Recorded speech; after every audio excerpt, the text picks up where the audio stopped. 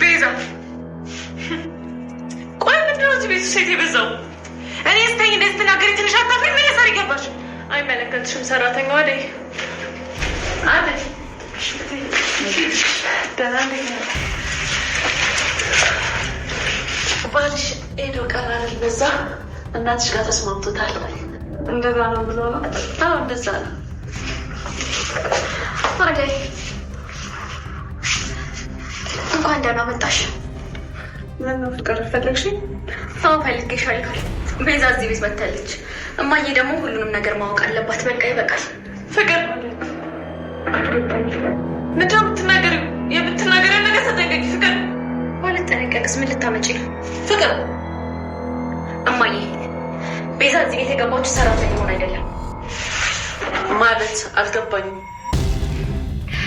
እማዬ ቤዛ የባርኪ ፍቅረኛ ናት እንጂ እዚህ ቤት ሰራተኛ ሆን አይደለም የመጣችው። እያታለለች ፍቅር ምን ነክቶሽ ነው? ምንድነው የምታወሪው? ቤዛ ይሄን ሁሉ ድራማ እየሰራሽ ነው? እውነት ፍቅር ያለች ነገር እውነት ነው?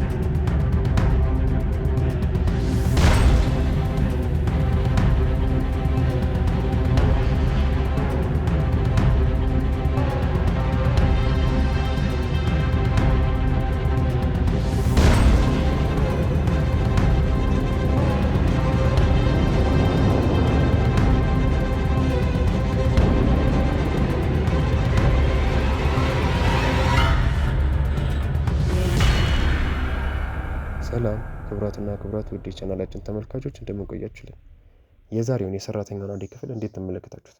ቆንጆ እንደነበር አንጠራጠርም።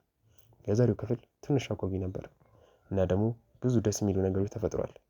በዛሬው ድራማ ፍቅር ቅምጥልን አደይን የሆነ ነገር ካረግሽልኝ እከፍልሻለሁ እያለቻት ነበር። እስቲ ውድ ቤተሰቦቼ ቅምጥል ሀሳቡን ተቀብላ አደይ ላይ ጉዳት የምታደርስባት ይመስላችኋል? እንደዚህ አይነት ስብዕና ግን የላትም። ምክንያቱም አባቷ በሚያሳድጓት ሰዓት ቤኪንም ቅምጥልንም አሪፍ ምርጥ አድርገው ያሳደጓቸው። በአባትየው እንኮራለን። ምንም እንኳን በህይወት ባይኖሩ አሁን ላይ ግን ደግሞ ልጆቻቸው በጣም አሪፍና ምርጥ ባህሪ ነው ያላቸው። ፍቅር ግን በጣም ክፉ ነች አይደል? እንዴት የወንድሟን ፍቅረኛ ሚስት ለመሆን የተጋጀችን ሴት ለመጉዳት ይህን ያህል ትጣጣራለች? ቆይ ግን ምን አስበው ነው? ቢያንስ ለአደይ ባታስብ፣ ለዴቭ አታስብ? ዴቭ ምን ያህል እንደሚያፈቅራት እያወቀች፣ ምን ያህል ነፍሱን እንደሚሰጣት እያወቀች ይህን ሁሉ ግፍ እሷ ላይ ለመስራት መፈለጓ እኔ እንጃ። ብቻ ፍቅር ህፃን ነች ወይንስ ደግሞ እብድ ነች? ወይንስ ደግሞ የሆነ ነፍሰ ገዳያዊ ባህሪ ነው ያላት? እንዴት ሰው ይህን ያህል በዚህ መጠን ሊጨክን ይችላል? እስቲ ፍቅርን የምንጠሏት ቤተሰቦች ይህንን ቪዲዮ ላይክ ማድረግ ጀምሩ። ከዛ በተጨማሪ በዛሬው ክፍል መጨረሻ ላይ ለሊን የሆነ ልጅ እየተከታተለ ነበር። ውድ የቻናሌ ተመልካቾች ከለሊ ኋላ ሲከታተላት የነበረው ሊጎዳት ይሆን? ምን ፈልጎስ ነው? መቼስ በዚህ ሰዓት እንደዚህ አንገቱን ደፍቶ ዝም ብሎ ይከታተላት? በእርግጠኝነት ከጀርባው የሆነ ነገር አለ።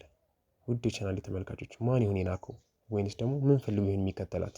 ሀሳባችሁን ኮሜንት ላይ አስቀምጡልን። በሚቀጥለው ድራማ ላይ በሚቀጥለው ክፍል ላይ ለሊ ትታገት ይሆን ወይንስ ደግሞ ከዚህ ልጅ ታመልጥ ይሆን?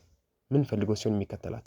ሀሳባችሁን ኮሜንት ላይ አስቀምጡልን። ሰራተኛዋ አደይ ክፍል 152 ሲለቀቅ በዚህ በቻናላችን በኢትዮጵያ ሚዲያ ስለምንለቅላችሁ ይህንን ቻናል ሰብስክራይብ በማድረግ ቤተሰብ መሆናችሁን በፍጹም እንዳትረሱ። እናመሰግናለን።